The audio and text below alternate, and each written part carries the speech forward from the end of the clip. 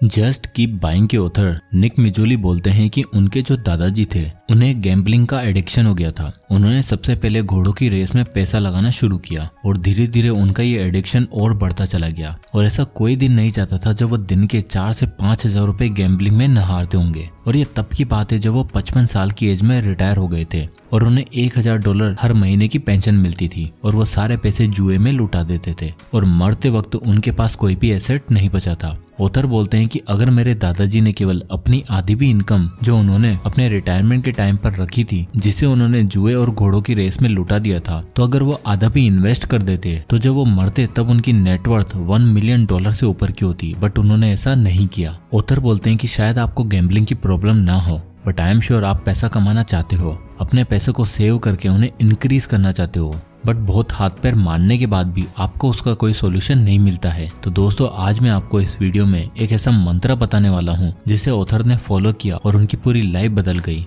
और इस पर उन्होंने पूरी एक बुक लिख डाली जिसका नाम है जस्ट कीप बाइंग। ऑथर बताते हैं कि जब मैं यंग था तो मुझे वेल्थ कैसे बनानी है उसका कोई आइडिया नहीं था। मुझे नहीं पता था कि इन्वेस्टिंग क्या होती है या फिर पैसे कैसे इन्वेस्ट किए जाते हैं, पर धीरे धीरे मैंने स्टॉक्स के बारे में पढ़ा और इन्वेस्टिंग करना शुरू की। बट 20 की एज तक मैं काफी कंफ्यूज था कि पैसा कहाँ इन्वेस्ट करना चाहिए और कब इन्वेस्ट करना चाहिए, जिसके लिए मैं दिन रात वीडियोस देखता और ब्लॉग्स पढ़ता रहता था। बट 2017 में एक यूट्यूब वीडियो ने मेरी लाइफ बदल दी। ऑथर बोलते हैं कि यूट्यूब पर सर्च करते करते उन्हें केसी नाइस्टेट जो कि एक फेमस यूट्यूबर है उनका एक वीडियो दिखाई दिया जिसका टाइटल कुछ इस तरह का था, 3 words that got me 3 million subscribers, यानी कि 3 ऐसे वर्ड्स जिसने केसी नाइस्टेट को फेमस बनाया और उन्होंने यूट्यूब पर 3 मिलियन सब्सक्राइबर गेन किए। और वो 3 वर्ड्स थे जस्ट कीप अपलोडिंग। यानी कि जब केसी नाइस्टेट ने अपना यूट्यूब चैनल स्टार्ट किया था तो उनके एक फ्रेंड रोमन ने उन्हें एक एडवाइस दी कि जस्ट कीप अपलोडिंग, यानी कि बस वीडियो डालते रहो और एक दिन तुम जरूर सक्सेसफुल बन जाओगे।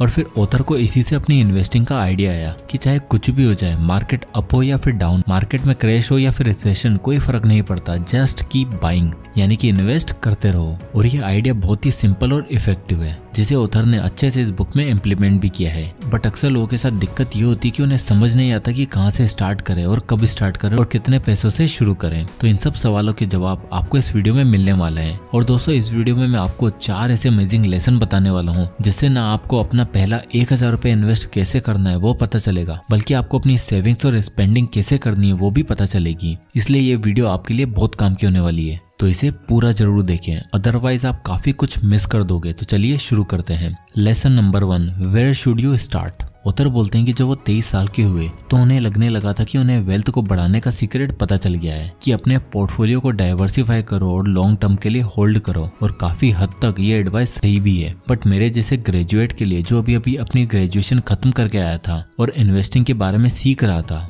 वो काम नहीं कर रही थी क्योंकि मेरे बैंक अकाउंट में केवल $1000 थे और मैं दुनिया भर के आर्टिकल्स और ब्लॉग्स पढ़ रहा था और एक्सेल शीट बना रहा था और ये सोच रहा था कि मुझे कितना % अपना पैसा स्टॉक्स में लगाना चाहिए और कितना % FDs में रखना चाहिए। बट जो चीज मुझे सबसे पहले करनी चाहिए थी वो थी अपनी इनकम और स्पेंडिंग का ध्यान रखना। मैं अपने यार दोस्तों के साथ पार्टी करने जाता तो एक ही रात में $100 तक खर्च कर रहा था। जो देखा जाए तो मेरे $1000 पर अगर 1 साल का 10% भी रिटर्न आता है तो $100 बनेगा, यानी कि मैं 1 साल का रिटर्न एक ही दिन में फूक कर आ जाता था। और सच बताऊं तो मेरी फाइनेंशियल हालत बहुत ही खराब थी। और ऑथर बोलते हैं कि अगर आपके पास अभी इतने पैसे नहीं है तो बहुत छोटा सा अमाउंट इन्वेस्ट करो और सबसे पहले हमें अपनी इनकम को बढ़ाने पर ध्यान देना है, क्योंकि अगर आपके पास इन्वेस्ट करने के लिए इतना पैसा ही नहीं रहेगा तो फिर क्या फायदा बाकी चीजों का। आपके पास अभी 10,000 रुपए हैं तो उन्हें 20,000 कैसे करना है, उन्हें 1 लाख कैसे करना है, उस पर ध्यान देना जरूरी है। अब बताए lesson number 2, just keep buying.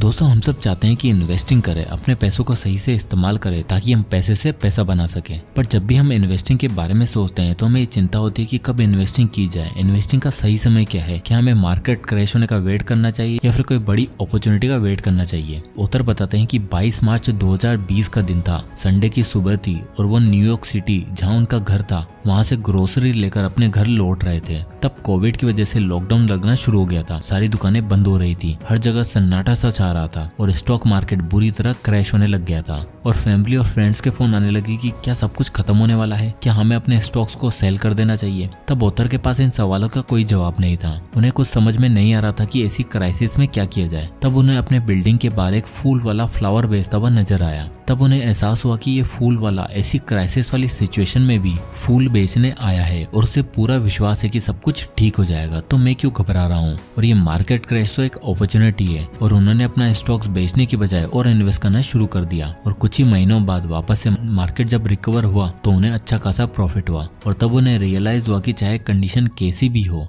Just keep buying. पर दोस्तों, ज्यादातर ट्रेडर्स जिन्होंने अपनी इन्वेस्टिंग जर्नी अभी शुरू ही की है, ये फील करते हैं कि शेयर मार्केट कहीं लक या चांस का खेल तो नहीं, या उनकी एक आदत होती है कि वो कुछ कहीं सुनी बातों पर विश्वास करके अपना इन्वेस्टमेंट कर देते हैं, चाहे वो उनके फ्रेंड्स हो या फिर रिलेटिव्स। और वैसे कहा जाए तो शेयर मार्केट आसान नहीं है और अपनी मेहनत से कमाया हुआ पैसा अगर आप इन्वेस्ट करना चाहते हो तो आपको एक एक्सपर्ट की जरूरत होती है जो आपको सही अपॉर्चुनिटी के बारे में बताए और रिस्क लेने का लेवल एनालाइज करके और आपको डिफरेंट ऑप्शन बता सके जहां इन्वेस्टमेंट थोड़ा कम रिस्की हो। और जब इंडिपेंडेंट इन्वेस्टर कहीं सुनी बातों के बेसिस पर इन्वेस्टमेंट करते हैं तो वो एक्चुअली डिपेंडेंट इन्वेस्टर बन जाते हैं। तो क्यों ना एक्चुअली में कोई एक अच्छे से प्रोफेशनल से कंसल्ट किया जाए। मगर इन्वेस्टिंग के लिए एक और चीज लगती है, वो है डीमेट अकाउंट। और ये दोनों मिलेगा आपको विद मोतीलाल ओसवाल, जो आपको ना बस फ्री डीमेट अकाउंट और पहले साल के लिए 0 AMC देता है, बट एक फाइनेंशियल एडवाइजर भी अलॉट करते हैं जो आपके क्वेरीज को सोल्व तो करते हैं, साथ में इन्वेस्टमेंट करने में भी मदद करता है। तो जब फ्री फाइनेंशियल एडवाइजर साथ में मिले तो क्यों लॉस का डर लेना। एंड मोतीलाल ओसवाल ही क्यों? क्योंकि ये ऑफर करते हैं flat brokerage of just 20 rupees per lot. इनके पास 30 साल से ज्यादा का एक्सपीरियंस और 50 लाख से ज्यादा लोगों का भरोसा है। और आपको अपनी जर्नी स्टार्ट करने के लिए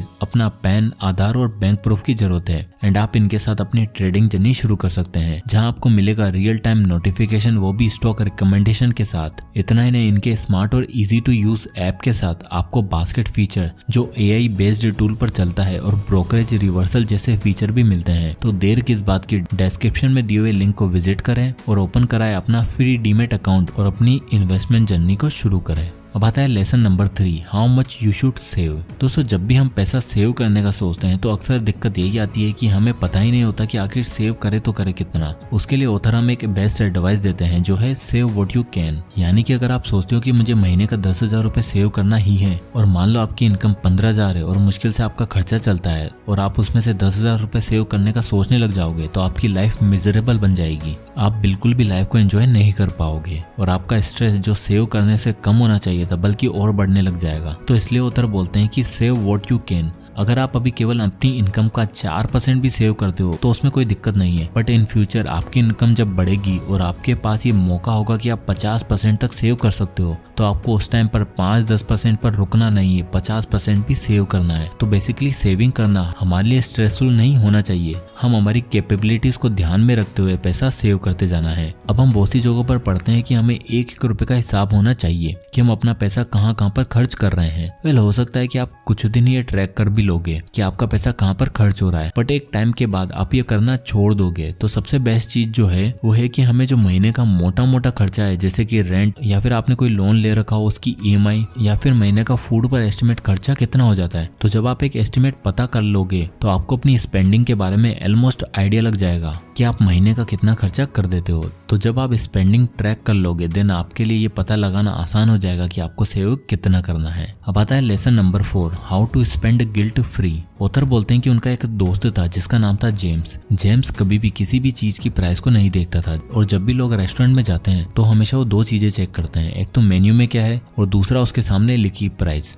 बट जेम्स का प्राइस चेक करने का कोई कॉन्सेप्ट ही नहीं था। वो बिना प्राइस टैग को चेक किए फूड ऑर्डर करता था। डिनर हो या फिर कोई पार्टी, हर जगह जेम्स खुले हाथों से पैसा खर्च करता था। एक बार तो जेम्स के फ्रेंड माउंटेन हाइकिंग के टाइम पर फंस गए थे तो उसने एक हेलीकॉप्टर का हायर करके उन्हें रेस्क्यू करने के लिए भेज दिया था। मतलब जहाँ दोनों हाथों से पैसा खर्च करना हो तो जेम्स सबसे आगे होता था, क्योंकि जो चीज उसके पास थी वो था उसके पिताजी का क्रेडिट कार्ड। इसलिए जेम्स को पैसा खर्च करने के मामले में कोई गिल्ट ही नहीं थी। वहीं दूसरी तरफ ऑथर का एक और दोस्त था जिसका नाम था डेनिस। डेनिस पैसे खर्च करने में जेम्स का बिल्कुल अपोजिट था। वो हर जगह पैसा बचाने के लिए सोचता था। हर ग्रुप में एक दोस्त तो होता है ना कंजूस टाइप का, जो घंटों तक पैदल चल लेगा, अपने घंटों बर्बाद कर देगा लेकिन ट्रेवल करने के लिए ट्रेन या ऑटो नहीं लेगा। डेनिस उस तरह का इंसान था। तो ऑथर बोलते हैं कि ये दोनों ही एग्जाम्पल स्पेंडिंग के मामले में एक्सट्रीम एग्जाम्पल है, जहाँ एक तरफ इंसान दोनों हाथों से पैसा लुटाता है, वहीं दूसरी तरफ दूसरा इंसान गिल्ट के मारे मरा जाता है। ऑथर बोलते हैं कि मनी इंपॉर्टेंट है, बट हमें कभी भी किसी भी चीज को खरीदने के बाद गिल्ट नहीं होना चाहिए और न ही बिना सोचे समझे एक्सट्रीम लेवल पर पैसा खर्च करना चाहिए। तो अब आपके मन में ये सवाल आ रहा होगा कि हम ना तो ज्यादा पैसा खर्च कर सकते हैं और न ही कंजूस बन सकते हैं, तो करे क्या? वेल, उसके लिए ऑथर एक अमेजिंग रूल को फॉलो करने को बोलते हैं, जिसे उन्होंने नाम दिया है द 2x रूल। ऑथर बोलते हैं कि जब भी मुझे कोई चीज बाय करने का मन करता था तो अपने आप से ये प्रॉमिस करता था कि मैं उतना ही अमाउंट इन्वेस्ट भी करूंगा। एग्जाम्पल के लिए ऑथर अगर 15,000 रुपए का फोन लेते हैं तो 15,000 रुपए इन्वेस्ट भी करेंगे। इससे होता ये था कि एक तो उनकी चीज बाय करने पर उन्हें कोई गिल्ट नहीं होता था, क्योंकि उन्हें पता था कि जहाँ एक लायबिलिटी पर उन्होंने 15,000 रुपए खर्च कर दिए हैं, उतना ही अमाउंट उन्होंने इन्वेस्ट किया है अपने लिए एसेट बनाने में। और अगर उनके पास सेम अमाउंट इन्वेस्ट करने के लिए नहीं होता था तो वो उस चीज को बाय भी नहीं करते थे। तो ऑथर बोलते हैं कि आप चाहे 500 रुपए की चीज खरीद रहे हो या 5,000 की, अगर आप उतना ही अमाउंट इन्वेस्ट भी कर देते हो तो आपको ना तो चीज खरीदने के बाद गिल्ट होगा और फायदा ये होगा कि आपके अंदर इन्वेस्टिंग की एक अच्छी आदत बन जाएगी। तो दोस्तों, ये थे इस अमेजिंग बुक से 4 लेसन। सो आई होप की वीडियो से आपको बहुत कुछ सीखने को मिला होगा, और अगर आपको ये वीडियो पसंद आया तो इसे लाइक करें और ज्यादा से लोगों तक शेयर करें। और अगर आप इसी तरह के वीडियोस देखना चाहते हैं तो हमारे चैनल को सब्सक्राइब करना ना भूलें। मैं इस तरह के वीडियोस लाता रहता हूँ। और अगर आप किसी भी बुक या टॉपिक पर वीडियो चाहते हैं तो हमें कमेंट जरूर करें। तो चलिए मिलते हैं नेक्स्ट वीडियो में, तब तक के लिए जय हिंद।